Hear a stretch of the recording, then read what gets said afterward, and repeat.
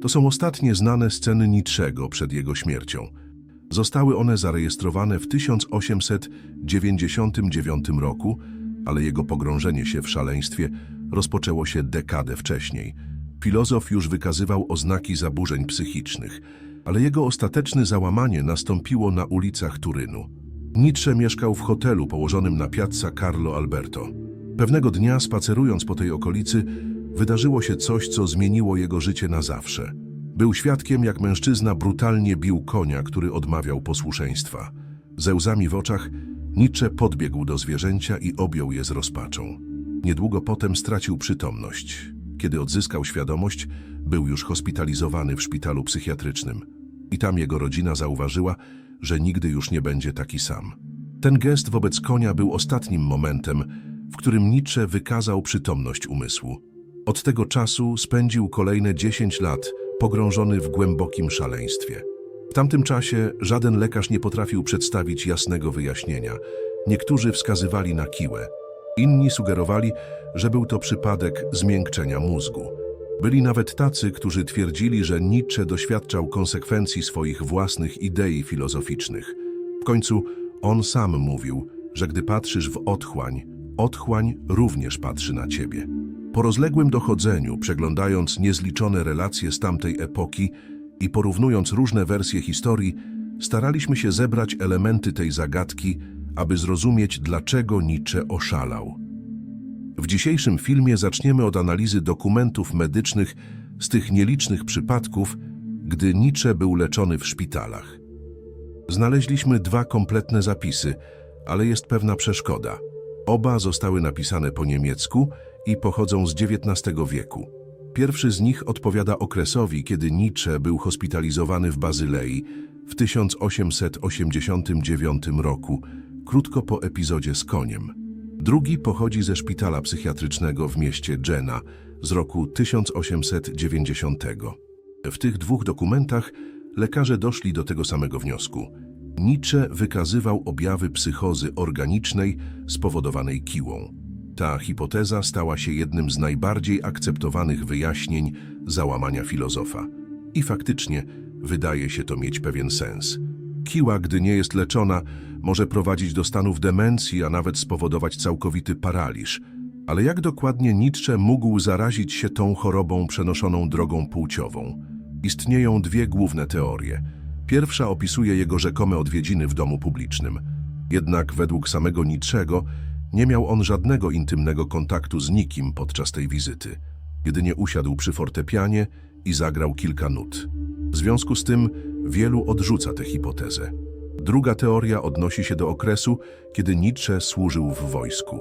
Historycznie infekcje przenoszone drogą płciową zawsze stanowiły ryzyko dla żołnierzy.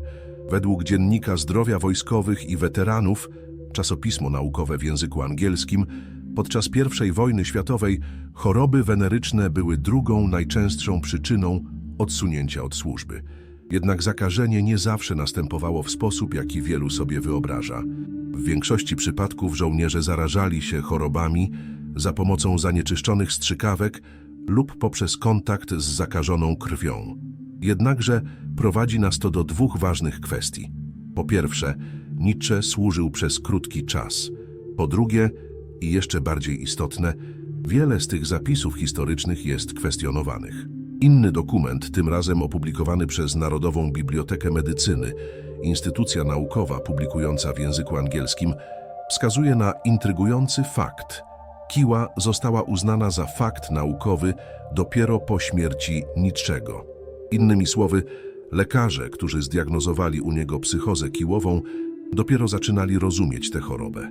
Nie wiedzieli nawet, że rzadko kto żyje dłużej niż 12 lat z zaawansowanymi objawami bez leczenia, co właśnie przydarzyło się Nietzschemu. Dlatego specjaliści współczesnej medycyny uważają za mało prawdopodobne, że kiła była prawdziwą przyczyną jego szaleństwa.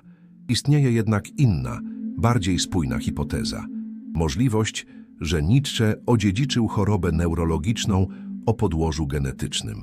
Choć istnieje niewiele zapisów o jego przodkach, analiza drzewa genealogicznego rodziny przynosi jedno wyróżniające się nazwisko. Karl Ludwig Nietzsche, ojciec filozofa, zmarł młodo, mając zaledwie 36 lat, z powodu problemu mózgowego. Dokładna przyczyna śmierci pozostaje tajemnicą, ale wiadomo, że wielu krewnych ze strony ojca Nietzschego również wykazywało zaburzenia psychiczne. Sama matka filozofa, Franciska, zarejestrowała dziwne epizody męża podczas głoszenia kazań w kościele. Warto przypomnieć, że Karl Ludwig był pastorem. Przy niektórych okazjach przerywał swoje kazania w sposób nagły, pozostając nieruchomy, jakby był zamrożony, dopóki ktoś nie pomógł mu odzyskać świadomości. Po konsultacji z lekarzem zdiagnozowano u niego to, co w tamtych czasach nazywano zmiękczeniem mózgu lub w oryginalnym niemieckim Gerweichung. To słowo wydało mi się znajome. Zagłębiając się bardziej, zauważyłem, że pojawia się ono w wielu dokumentach medycznych z tamtego okresu, w tym w dokumentach Nietzschego, zawsze związane z tym samym rozpoznaniem. Jednak dzisiaj wiemy, że tak zwane zmiękczenie mózgu było terminem ogólnym, który mógł obejmować zarówno guzy mózgu, jak i choroby neurodegeneracyjne, takie jak neurokiła. Na podstawie objawów opisanych w relacjach z tamtej epoki, współcześni eksperci wskazują, że to, co lekarze nazywali zmiękczeniem mózgu, prawdopodobnie było chorobą znaną jako CADASIL, czyli mózgowa autosomalna dominująca arteriopatia z zawałami podkorowymi i leukoencefalopatią, od angielskiej nazwy. To schorzenie mogłoby tłumaczyć objawy zarówno Karla, jak i Friedricha Nietzschego. Oprócz tego, że jest dziedziczna, CADASIL zwykle powoduje problemy motoryczne, poznawcze, a nawet behawioralne, co mogłoby również wyjaśnić osławiony kompleks wyższości Nietzschego. Analizując treść dokumentów z tamtej epoki, zauważamy, że między 20 a 41% przypadków zdiagnozowanych z CADASIL wykazuje również zaburzenia psychiatryczne. Obejmuje to zarówno zaburzenia osobowości, jak i nadużywanie substancji, co było dość powszechne w życiu filozofa. Duża część dzieł Nietzschego została napisana pod wpływem haszyszu, substancji żywicznej ekstrahowanej z konopi indyjskich. Innym powszechnym narkotykiem w jego rutynie był chloral, którego używał niepoprawnie jako środka nasennego. Jeśli chodzi o zaburzenia osobowości, są one łatwo dostrzegalne w jego dziełach i publicznych deklaracjach. Krótko przed słynnym epizodem z koniem w Turynie, Nietzsche już wykazywał całkowicie niekontrolowane zachowanie. W swojej autobiografii Ecce Homo identyfikował się z takimi nazwami jak Antychryst i Ukrzyżowany. Przy innych okazjach ogłaszał się Dionizosem, greckim bogiem muzyki, ekstazy i świętowania. I właśnie tutaj zaczyna się pojawiać intrygujący związek między jego stanem a twórczością filozoficzną. Badanie przeprowadzone przez 4 lekarzy, zatytułowane Friedrich Nietzsche i jego choroba – neurofilozoficzne podejście do introspekcji, opracowanie naukowe w języku angielskim, argumentuje, że CADASIL powoduje zmiany w obszarach mózgu związanych z systemem nagrody, co może generować wysokie poziomy introspekcji i kreatywności. Było to coś zauważonego przez przyjaciół i rodzinę po przeprowadzce Nietzschego do Turynu. W liście wysłanym do znajomego filozof opisuje ten moment jako swój wielki sezon zbiorów. To wyrażenie wyraźnie odnosi się do intensywnego okresu produkcji literackiej, którego doświadczył w tym mieście, gdzie napisał 3 swoje najbardziej ikoniczne dzieła. Mimo to nie można z pewnością stwierdzić, że jego zaburzenia psychiczne napędzały jego kreatywność. Prawda może być właśnie odwrotna. Dyrektor szpitala psychiatrycznego, który go hospitalizował, relacjonował, że energia, którą Nietzsche poświęcił swojemu dziełu, tak przeciążyła jego układ nerwowy, że jego mózg uległ załamaniu. I sam filozof zdawał się wierzyć w tę hipotezę. Nietzsche spędził większą część życia walcząc z chorobami i fizycznymi słabościami. W pewnym momencie napisał, że wierzył, iż jego wysiłek intelektualny wymagał tak wiele od jego organizmu, że ostatecznie przyczynił się do jego załamania. Mimo to teoria ta nie jest jednogłośnie akceptowana wśród uczonych. Niedawny artykuł naukowy na przykład argumentuje, że aktywny intelektualnie styl życia może opóźnić pojawienie się demencji. Jednak po załamaniu psychicznym Nietzschego we Włoszech wszystko wydaje się gwałtownie pogorszyć. Zaczął przejawiać intensywne napady, krzycząc bez przerwy, śpiewając głośno i wpadając w nieprzerwane deliria. Nietzsche spędzał całe dni, mówiąc do siebie, w stanie całkowitego pomieszania. W niektórych momentach grał wściekle na fortepianie w swoim pokoju, a w innych tańczył całkowicie nagi, jako część mistycznego rytuału ku czci Dionizosa, postaci, z którą głęboko się identyfikował. Z upływem czasu lekarze zdecydowali, że nie ma już nic, co można by zrobić. W jednej z ostatnich interakcji Nietzsche spojrzał na swoją matkę i wymamrotał kilka słów.